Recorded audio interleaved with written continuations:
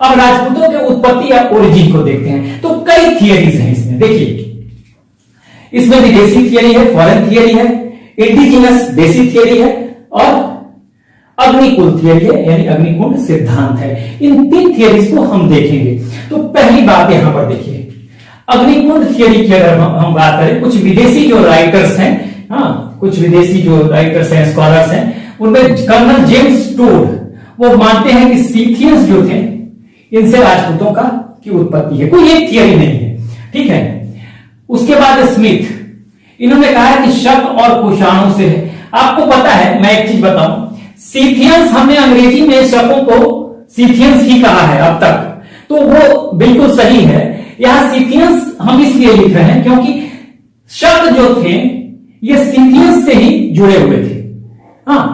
Scythians के एक branch हम कह सकते हैं शकों को, इसलिए ऑलमोस्ट हम इंग्लिश में जब शकों को बोलते हैं तो सीथियंस बोल सकते हैं, लेकिन सीथियंस एक मेजर कम्युनिटी है जिसके एक पार्ट थे शक। आपको पता है कि पोस्ट मौर्यन पीरियड में, मौर्यन डायनेस्टी का जब अंत होता है, ठीक है, तो कई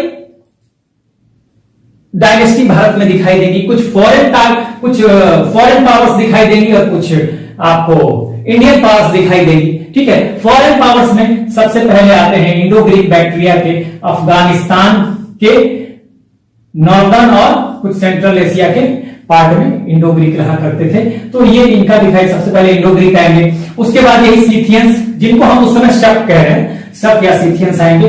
उसके बाद आएंगे पहला नॉर्दर्न ईरान, पाकिस्तान और अफगानिस्तान की सीमा से लगा हुआ ईरान है, तो नॉर्दर्न ईरान में जो लोग रहते थे उनको पहलो कहा जाता था, ठीक है, या पर्थियंस कहा जाता था, वो आएंगे। और उसके बाद फिर आएंगे लास्ट में कुषाण। तो ये भारत में फॉरेनर्स आए थे और कुछ देशी ताकतें भी थी जो कि उभर के आई थी। मौर्यंस के सक्सेसर के रूप में, उनके उत्तराधिकारी के रूप में नॉर्थ इंडिया में आए थे शुंग और कर्ण, और साउथ इंडिया में सातवां, ठीक है। ये हमने आपको इसलिए बता दिया कि आपका लिंक बन जाए।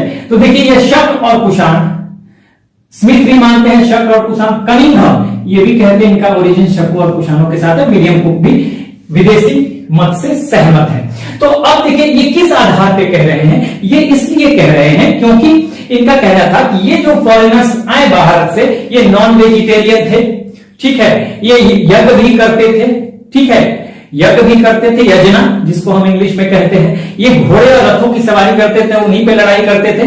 तो ये सब जो चीजें हैं वो राजपूतों से मिल रही हैं।